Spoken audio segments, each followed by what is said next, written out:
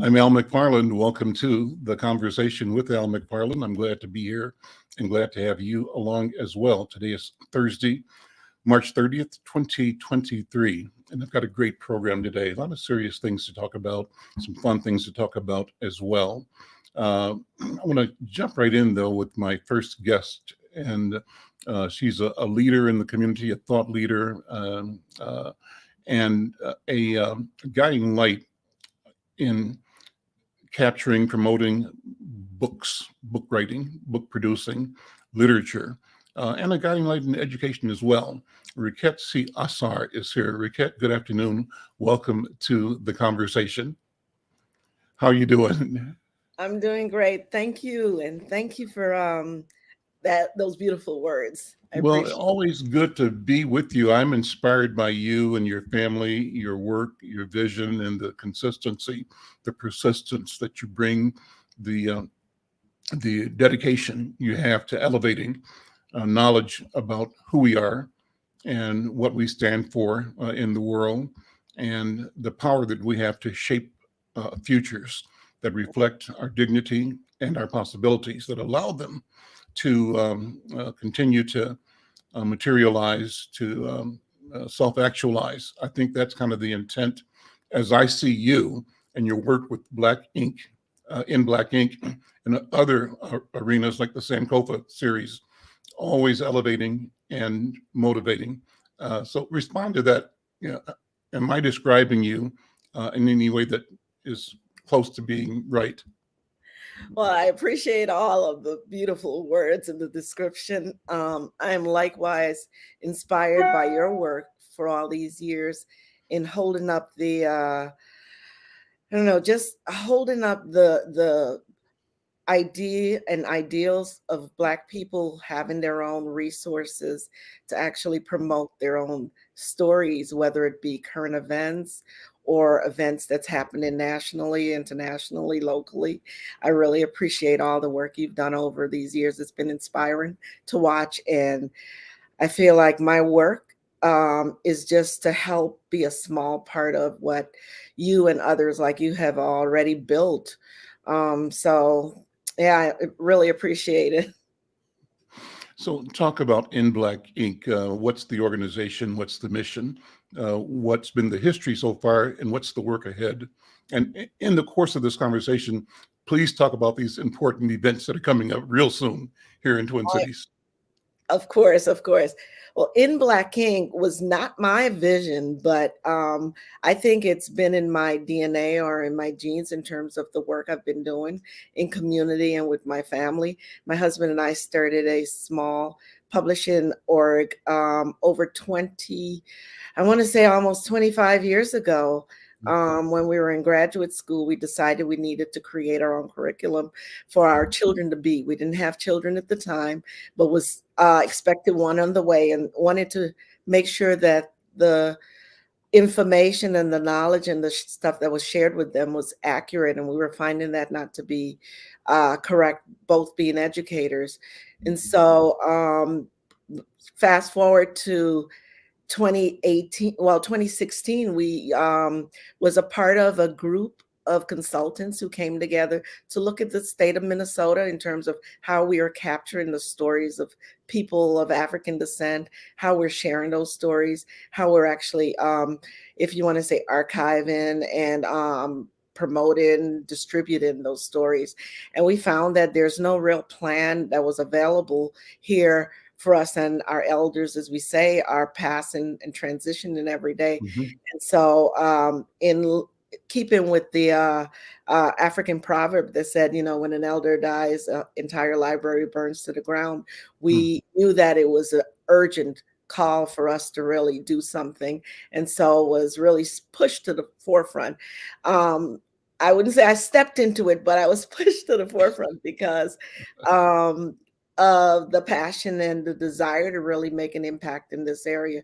So we received funding from the Historical Society of McKnight Foundation with the help of the Humanities and the St. Paul Almanac, pursued creating In Black Ink so that we Mhm. can look at an organization, a nonprofit organization that's able to provide I say resources and funding to help build the pool of people from our community that's in the publishing world. So we do, like apprenticeships, trainings, workshops in writing, editing, layout.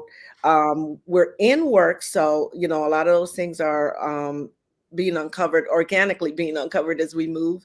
And Hmm. so currently, some of the major things that we have going on are some of the writing workshops we just finished one with the Minnesota Humanities Center for Black writers only. It was called Remembering. It was a wonderful turnout. This was the Wow. second one that we did in collaboration with them this year. And it just was a Black space that allowed writers of all level, beginning, middle, and end, to come together and really enjoy each other's presence. Um, Let me jump in. What are you discovering when things like that take place? What's the magic? I'm sure I can't imagine an assembly like that not producing magic moments. oh Uh, my gosh, what yeah. are some of the highlights? It's the highlight for me was to see how it's almost like how thirsty and how starved our people were Hmm. to have a space that allows them to bring their full memory and their full selves Hmm. and share their full stories. A lot of times they get into writer spaces and they feel like they have to be a certain way, and Hmm. writer's supposed to be a kind of like a British poet, or that we have these concepts just based on how we've been trained and thought. And so sharing in that space becomes really emotional. Hmm. People are very yeah, it's just an emotionally charged space. People are very visceral in their feelings of how they've come to the point where they've gotten enough confidence in Hmm. themselves to actually even put down their stories on paper and share it with the world. And it's just beautiful to see, because I'll tell you one quick story. We had a young man that came with his girlfriend last year, and Hmm. last year he introduced himself and he said, yeah, I came with her, she kind of dragged me here. And this year, his introduction was like, I brought her here today because so we were coming regardless. So we saw the turnaround in terms of, that desire to find Sure. that space. But I think what goes deeper than that for me in terms of my realization is how damaged our concept of ourselves are in this area of writing and language. Mhm. A lot of us have certain dialects and just certain ways. They Ebonics was a huge thing in the 70s and 80s, and the beginning of the 90s. Mhm. And we think that language is not something that we can master. And so a lot of times we believe the hype that we are not our own writers. So we turn over our stuff to other people. And in the process, they edit it and they create what they want to shape. And so that's the issue that I think um, Nicole Hannah Jones, in her introducing of the 1619 project and sharing those stories, it kind of hits folks in the face where people are thinking that, there's certain things we don't want to have shared. But once we're in that arena, I feel like what we do is we tend to expand it to where it includes us as humans. And that's not typical for others to understand. So, That's amazing. So much to talk about. I'm Al McFarlane. This is The Conversation with Al McFarlane, talking with Rekhet Si-Asar. She's a principal at In Black Ink. And I love the fact that you're convening writers and having people share, but discover their power, the power that we have surrendered mhm, because of lack of confidence. And I think that you are discovering that once we reawaken, reconnect, we begin to reimagine, and in imagining anew, we discover what we've always known, and that's something about brilliance, something about healing, something about a way of being that makes you uh, sort of um, appreciate your essential being. The fact that you're here, and that means something. That it means something. Not only it's not a coincidence, but integral to to the Mhm. existence of everything. Each Mhm. of us is that important. And this process, it seems to me, is one that guides writers to discover that feeling in themselves and then have the confidence to share how it appears in their life and in their story. I don't know. That's what I imagine is happening. Exactly, exactly. I think the other thing that's happening is we're actually correcting a lot of the false narratives Hmm. because we're putting forward our own, and our stories coming from us is a lot more accurate Hmm. than the stories that we read. Because a lot of times we read stuff about us, and we're like, "Huh, I don't know those Black people." Right, right. And I think we really have to start saying that loud and really, debunking the whole myth that other people know us better than we do. But Mhm. yeah, And that we have to have their approval before we begin to claim ourselves, that the selves we know too exactly. often is dependent on what they will accept and what they won't accept. So we edit Exactly. ourselves to fit their expectations, and in doing so, we cripple ourselves because their plan for us and their experience with us is one that empowers them and them alone. Yes. Yeah. Yeah, Well, I mean, and I know you asked what projects we have. yeah. We are really busy, which is beautiful because it really points to the need. Um, but we have a event coming up actually on Monday evening. Hmm. Um, Michelle Norris, who is no stranger to Minnesota, uh, most people might know her as the journalist, author. She calls herself an instigator and a columnist, who was on CNN and NPR. She did the politically considered segment of NPR. Will be here on Monday in an evening with Michelle Norris. She's doing the second segment of our event that you actually keynoted this past fall, Hmm. Perilous Times Defending and Defining the Spirit of Black Media. She'll be talking from her perspective as a national correspondent, like what her experience has been, what are some of the things she think our community um, don't might not know about the media, and just generally how the role the media plays in our understanding of who different peoples are, specifically our people, because Hmm. the images that are created from the stories we hear on the 6 o'clock and the 10 o'clock news really stick, and people use those to motivate their interaction or the level of engagement with us. And I think George Floyd's experience was one based on the fact that, these implicit bias that exist in these different organizational structures based on these images that's been painted about who we are.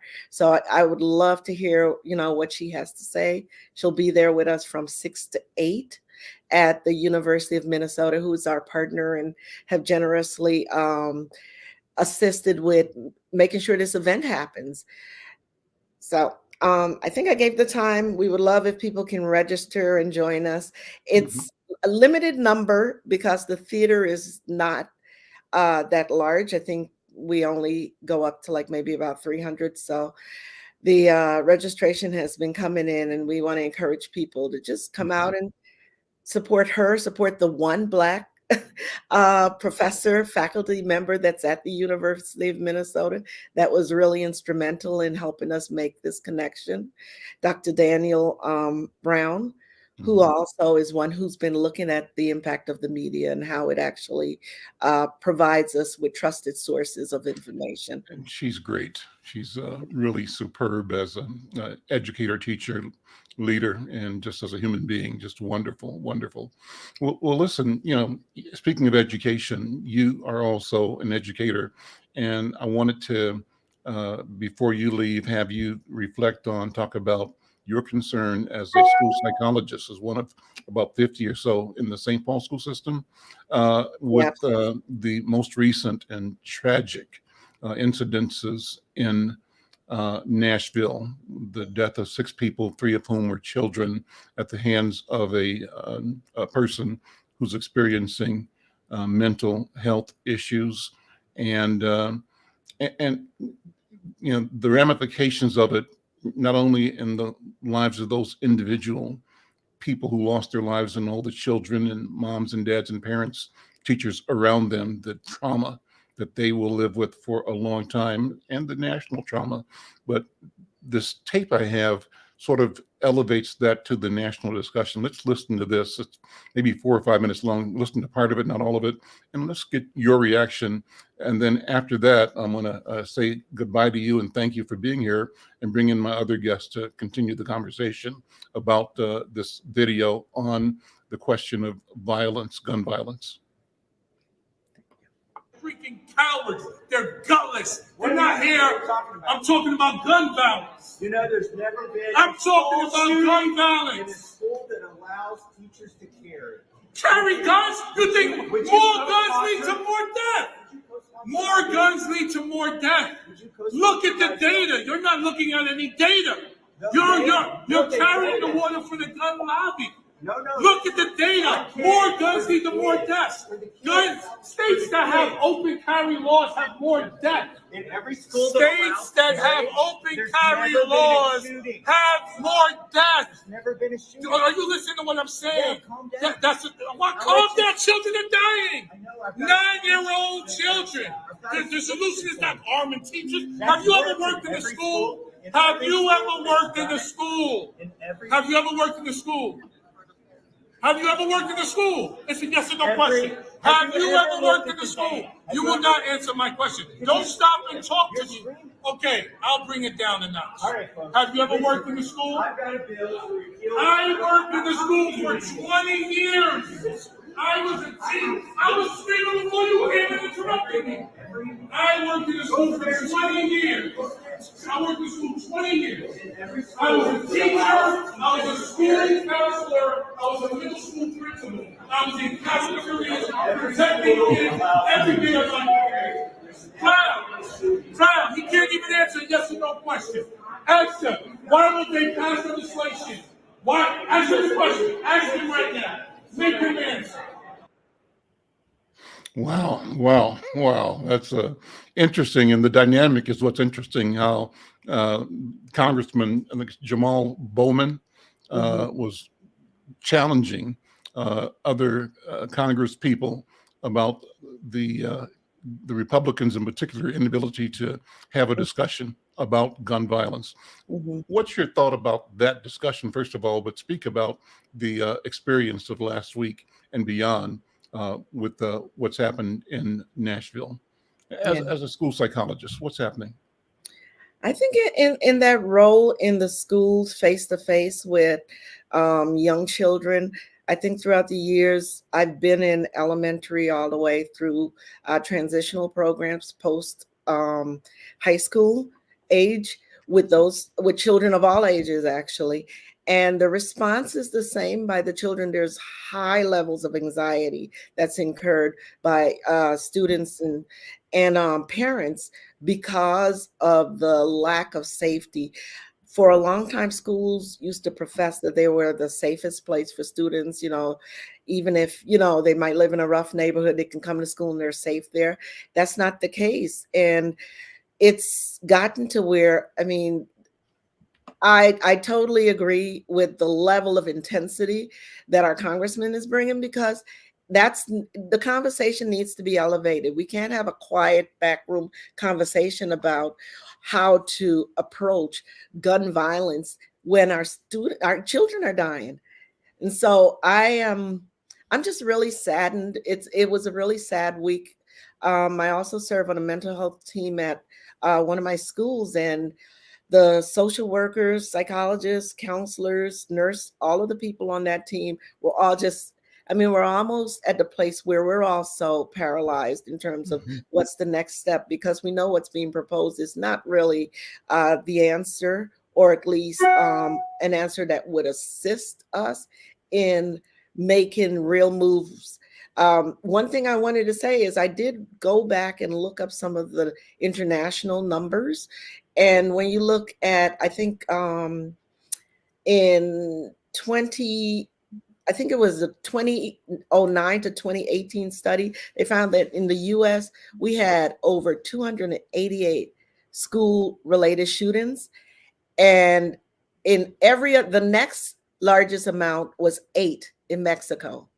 So from 288, from 2009 to 2018, we had 288 school shootings in the US.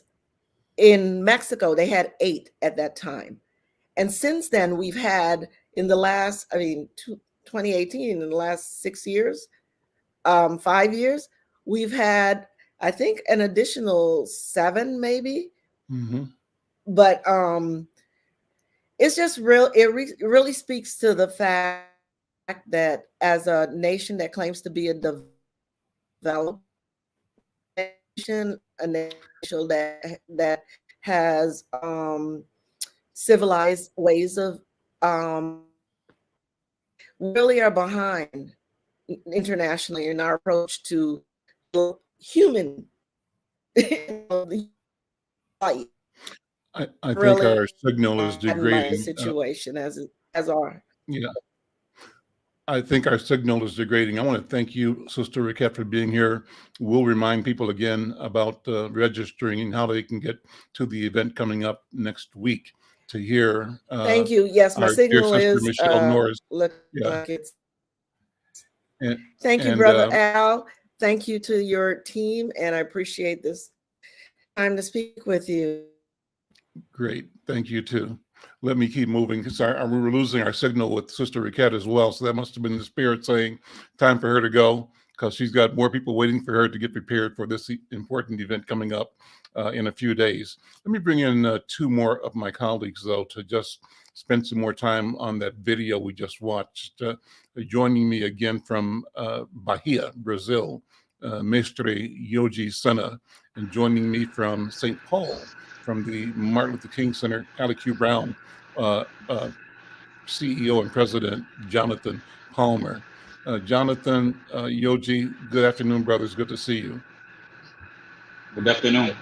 Let me just get your gut reaction to that video we watched a second ago. Jonathan, you first, and then Yogi.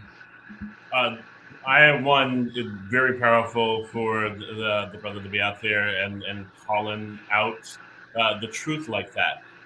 It is fascinating to look at the response. You know, we're going through this banning books and banning who reads them to protect kids, but we won't ban guns or put in more registration regulation to protect that. And the falsehood of the other gentleman who came by and said that there has never been a school shooting in schools that arm teachers. Well, there's over 115,000 schools in the U.S. There's been 376 school mass shootings since Columbine. So it's the equivalent of saying there's never been a mass shooting in a school with an ice cream machine. So it's a false statement. It distracts from the actual argument, which is it's not side doors, it's not books, it's guns that are creating the problem. That brother that was speaking was Jamaal Anthony Bowman. He, as he said, is an educator, also a politician. He's the representative of New York's 16th congressional district. He served that district since 2021. And his area of representation or coverage includes much of North Bronx, southern half of Westchester County, including Mount Vernon, New Rochelle, and his hometown of Yonkers.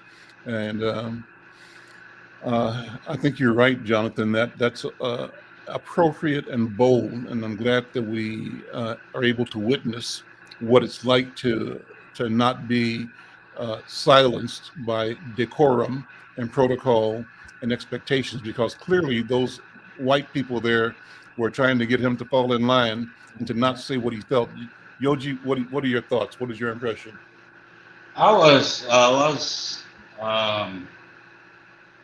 surprised to see. I wasn't aware of this video, but what caught my attention is the extreme emotion of the New York representative, and the disconnection and the apathy of his counterpart. You know, and that resumed to shut him down by walking away, alleging that these guys was screaming, and not seeing that this tone of voice it carry a deep feeling, sorry, and worry to what is really happening, and and that the solution it is less guns, gonna be less that. It's a no-brainer, you know. And what is shocking, that's actually the word I was looking for today. It was shocking to me to see that, and shocking to see the other guy just walking away and let you know. And then both are representative of our people like us, and the other one not doing his job and engaging uh, in a debate that the Mr. Bowman was looking for, you know, to have a conversation. And also the apathy of the surrounding. Everybody, this woman just passed through, you know, through the middle of the conversation. It's like, but shows, yeah, people are trying to ban books and control how people are thinking while those tragedies is happening daily, you know. And How, and Jonathan, how people how can does it, resist. how do events like this show up in families and children that you serve? And I'll ask you the same question, Yoji. In the community, when things like this happen, either in Brazil or here or anywhere in the world, what do you perceive to be the impact on ordinary people in general, but on children in particular? I listened to a show on National Public Radio this morning, and they were talking with school psychologists in Nashville and asking them personally how they were handling this information with their children. One of the persons on the show probably had a child that was maybe 13, 14, and a child that was maybe 5 or 6. And she talked about the fact that they don't have a lot of televisions and so or computers in their home that the children have unlimited access to. And that was a good thing. But she said they do watch the news and discuss the news at breakfast and at dinner every day. And of course, the question of the shooting at the school came up, and so she was discussing how do you separate the information to what's appropriate for the 5-year-old, right, and what's more appropriate for the 13-year-old, and the 13-year-old has devices and more access and is in an age group where they discuss things like this, and even ask her, could she go to the school, to the memorial, which she forbade her to go because she thought it wasn't appropriate for her. But what do you think about that, Jonathan? What are you hearing? And I know it's not your students in your school or in your neighborhood, but these are all of our students everywhere around the world, I think. What's your sense?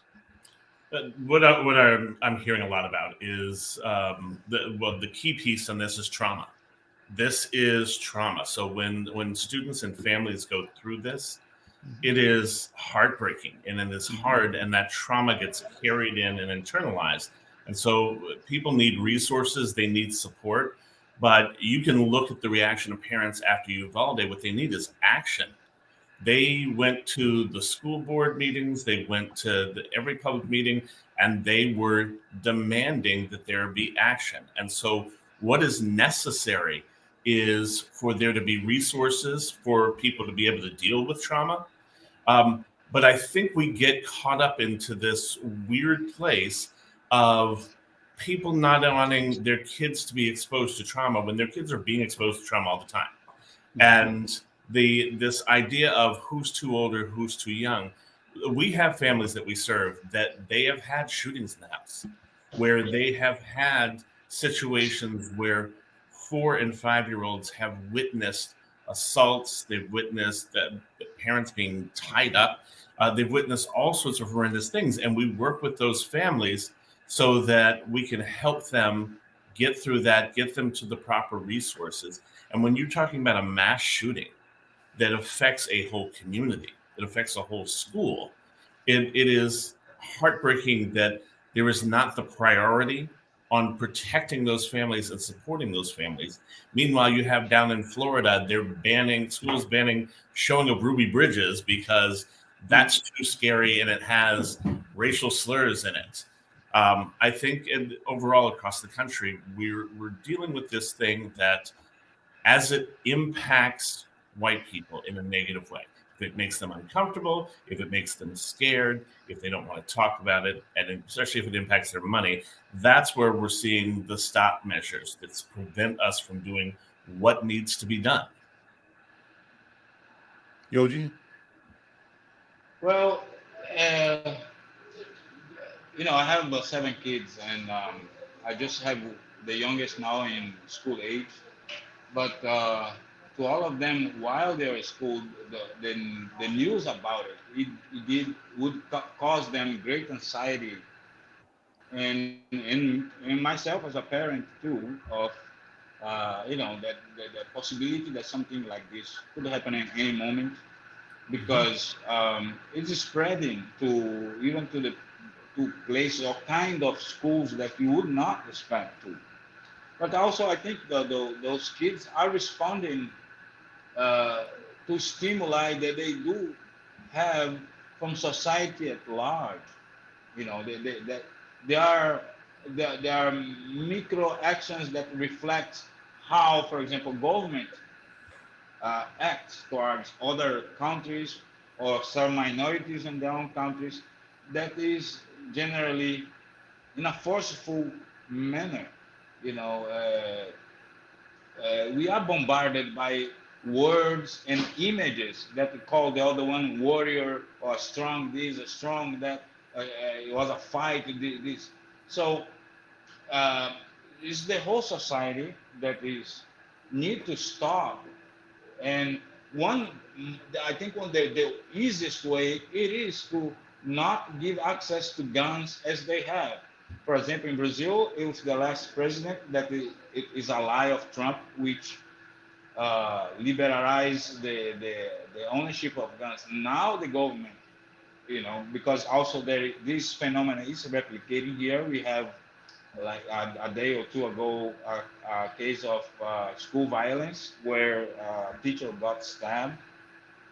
That the new government is worried and start a process, one of buying back those guns and already not allowing new permits, and the gun clubs that proliferated here like a plague. And they also fueling not only those domestic violence or cases like kids having access to gun and killing other kids or their parents or themselves by accident, but also here, for example, those gun laws and the relaxation of the gun laws allow that the organized crime have access to guns. If you heard a few days ago, they bust a plan that they have to kidnap simultaneously several authorities here in Brazil in retaliation, how the big bosses of organized crime were being treated in prison. So this problem of violence and access of gun is worldwide, and one of the solutions is restrict access to gun. It's pretty logic. No guns in moments that you have rage.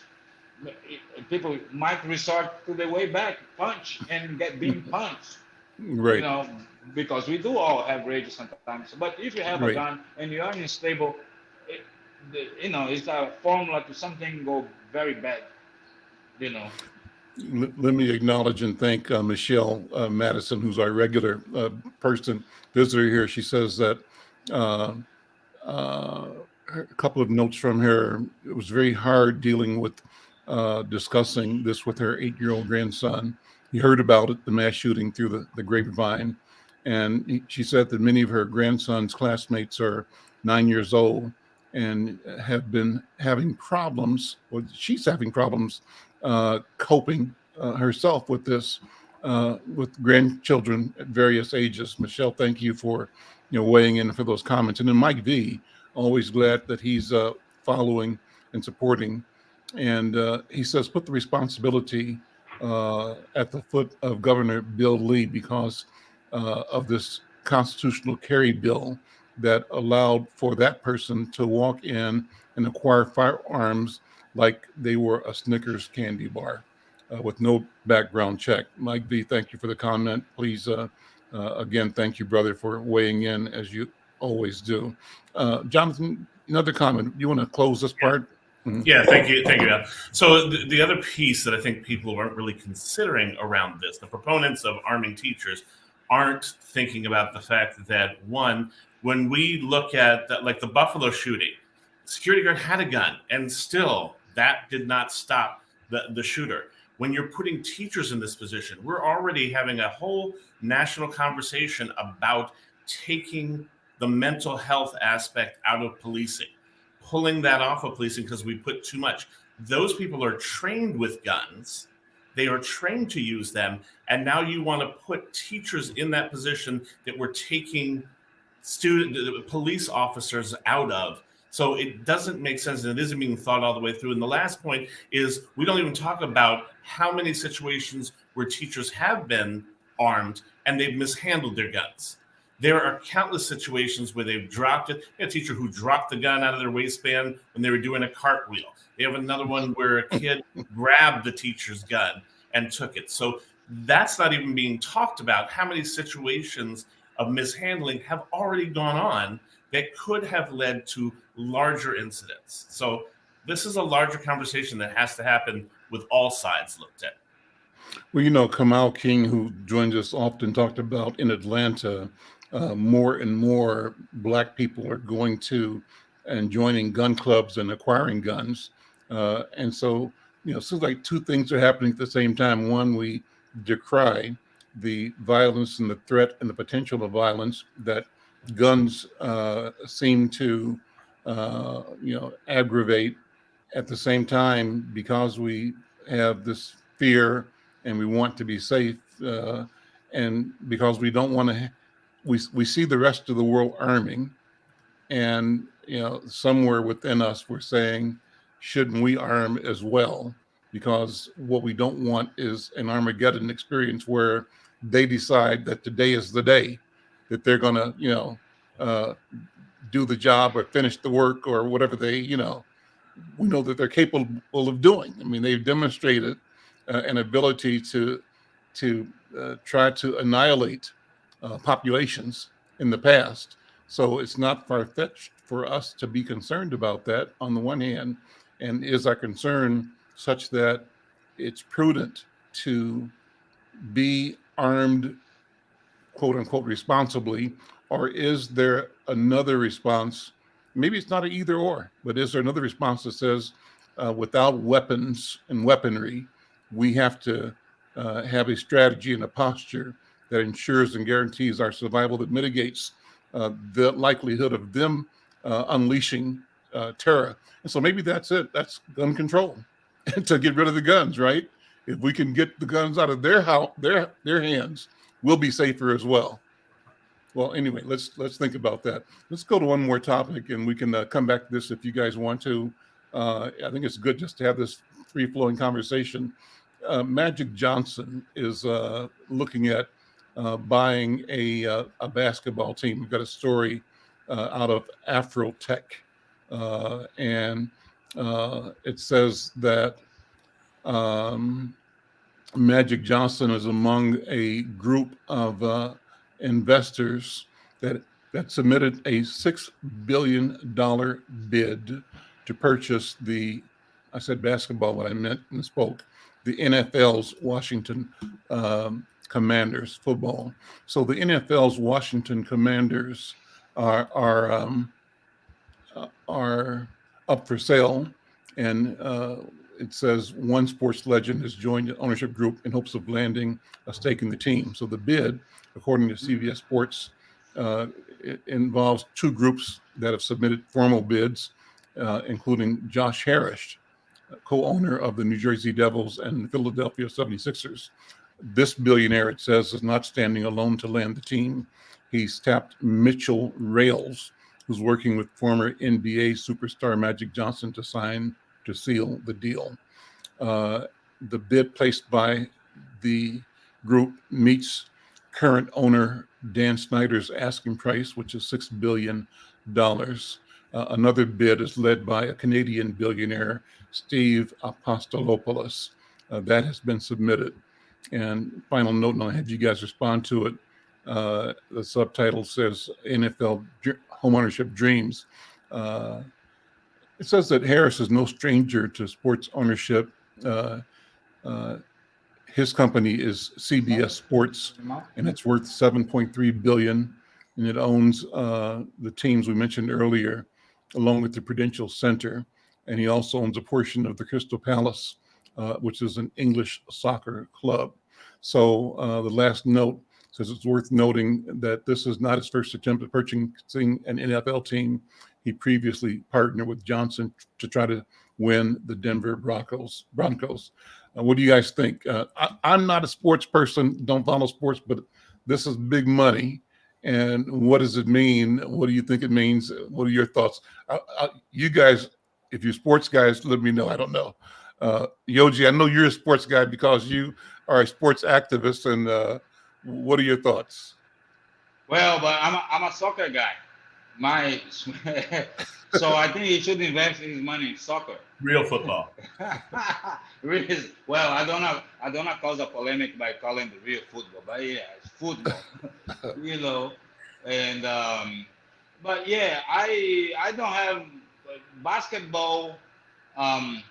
Doesn't move me much as soccer. I'm a fan of the Minnesota Loon and Sports Club Bahia, but I think it's a good thing that we start to have black ownership in those activities, or black leadership in those activities that are depending on our talents. And the American sports are thrive, and it is a force of revenue for a lot of people on the backs of black talent. So I think he should go for it. And if he's part of a consortium, that he should try to be the leading voice and manage his institution with more justice than generally you see in the professional sport team. Jonathan, what do you think? I'm not really that big a sports person, except for that hockey now. The Minnesota Wilds have really been, getting into them, and they come over and volunteer and help out at the center. So I like people like that. What this always brings me around to is what I could do with $6 billion. $6 billion. It boggles my mind how much money is into an entertainment franchise like this, because we could wipe out hunger in the Twin Cities with $6 billion. We could go ahead and make sure that every child in St. Paul and Minneapolis could go to college. But if you did that, could you produce a profit for the owner of the capital? That's the question. That's the whole thing there. And is there more profit in keeping all the children in a position of need and in a position of exclusion, and keeping the access to wealth and power as a very, very thin and narrow pipeline? That's the question. And that gets back to how our system has been set up. It has not been set up since since colonizers arrived on these shores, stole the land, and stole people to go ahead and create systems that keep people in poverty. And it's almost like laughing in the face to be waving around $6 billion contracts while there are people who are hungry at night, or people who can't afford a place to live. So I I know we're going to talk about reparations, but this is just, when I look at those numbers, I'm like, do you realize how much good could be done that doesn't have to do with entertainment? Well, let's shift to the question of reparations. And there's an article in Insight News on our website, insightnews.com, today. It's a piece written by Associated Press writer Janie, I think it's Jane Har. And the article is headlined, reparations for Black Californians could top $800 billion. And I'll read a couple of paragraphs. It says it could cost California more than $800 billion to compensate Black residents for generations of over-policing, of disproportionate incarceration, and housing discrimination. Economists have told a state panel considering reparations. The preliminary estimate is that the preliminary estimate is more than 2.5 times California's $300 billion annual budget, and does not include a recommended $1 million per older Black resident for health disparities that have shortened their average lifespan. Nor does that figure count compensating people for property unjustly taken by the government or devaluing Black businesses. Two other harms the task force says the state perpetuated. Well, let me stop there, and we can come back and read more of it as we go along. But Jonathan, weigh in on that. What is your discussion, your thoughts? What arguments do you hear pro and con on reparations in general, and this discussion in California in particular? I'll say about darn time just to start off.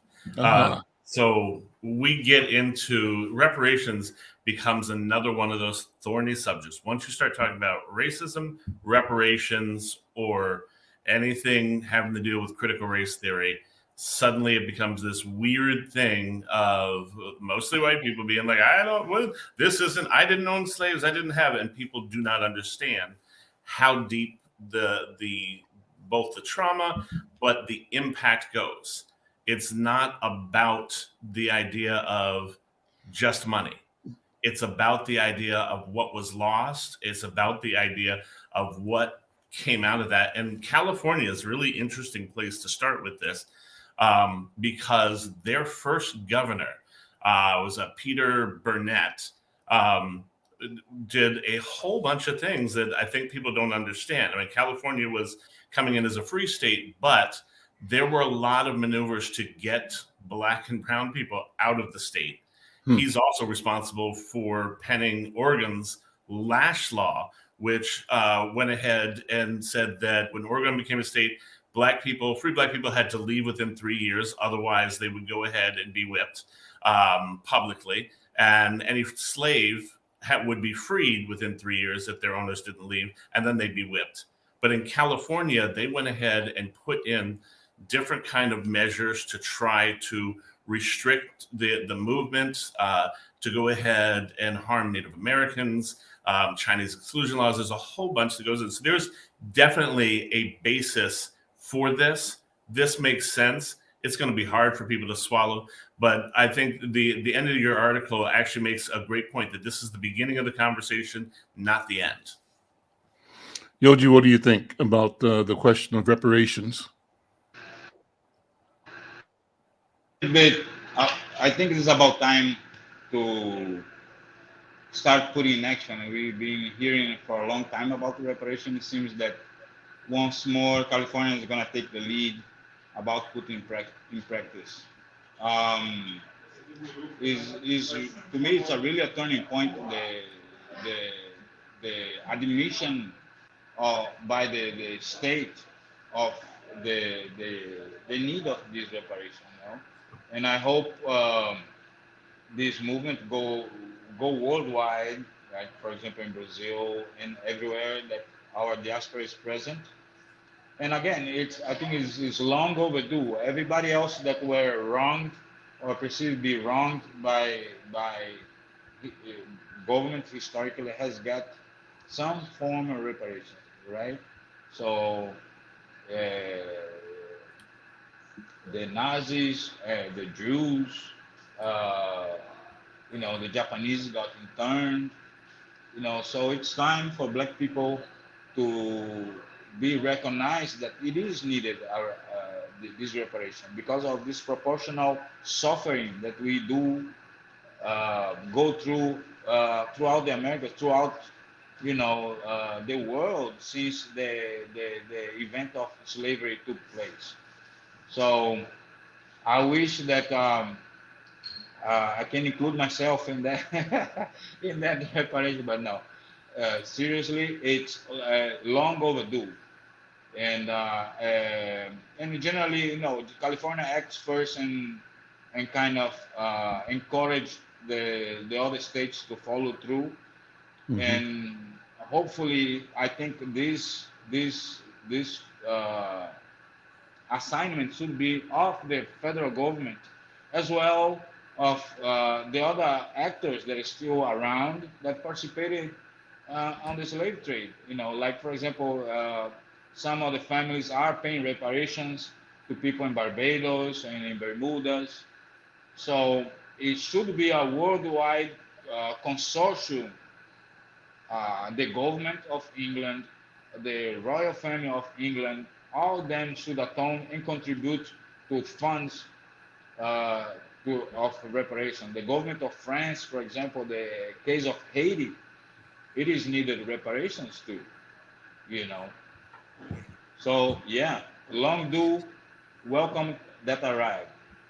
Well, Mike V again put a note, we had it up a minute ago, saying that German millennials today, who obviously did not participate in the Holocaust, but you don't hear them complaining about paying reparations to Jewish people, as they recognize it as the state that wronged Jewish people, and therefore they acknowledge the value of the debt. Speaking of the debt, when they acknowledge that Randall Robinson, who wrote that book, The Debt, died. Jonathan, if you read the book, why don't you take a minute and talk about Randall Robinson and the book, The Debt, what it meant to spur the discussion about reparations, to normalize it in the Black community.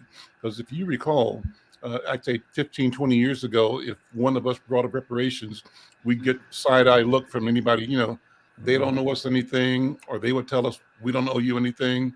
The former director of the Urban League and I, when I was on his board, met with the chairman of the Hennepin County Commissioners, and unsolicited, and out of nowhere, maybe he was thinking about the investments that the county has made in North Minneapolis, the Black community, where I'm at right now. And he said, well, I didn't grow up here, and I certainly wasn't around generations ago. And, I think we're putting enough money into North Minneapolis already. And you can't hold us accountable for all the stuff that happened years ago. So this is like, for me, that's guilt talking, guilt leading the conversation, because he wasn't even approached on that. We were there on another mission. But that's kind of how they have wired themselves to be way in advance of any discussion of accountability.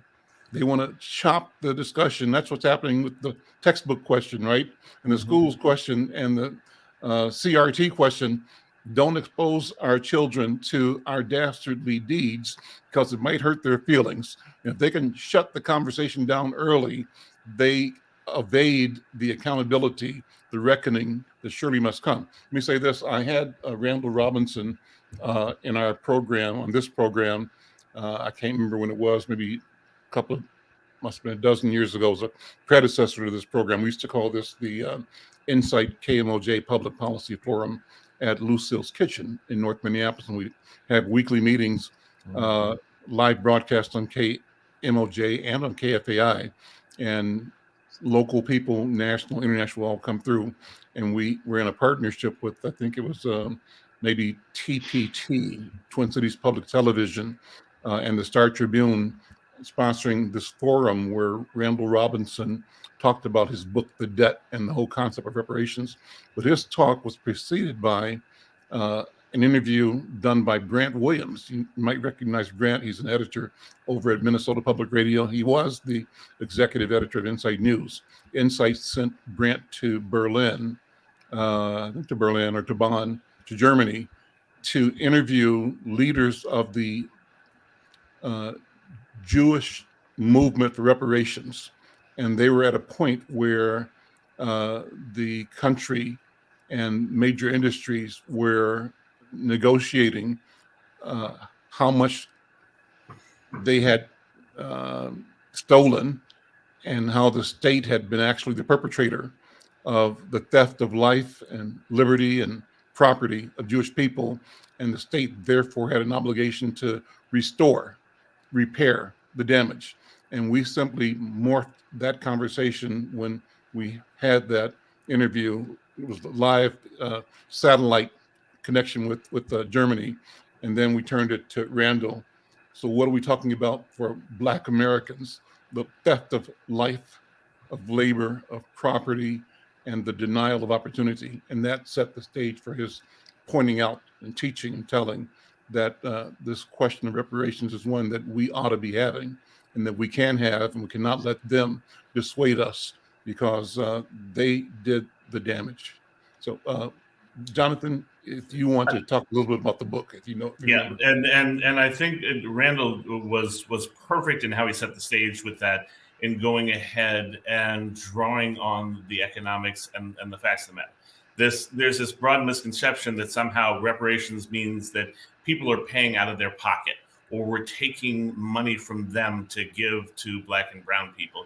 And realistically, what we're looking at is the same thing that we do for funding any program. It goes into the government budget. It goes into the taxes that pay for the different things that are going on. And so Randall went ahead and laid a great foundation in The Debt. It's a great read. But he drew on facts. He drew on numbers. He drew on things that you could not dispute.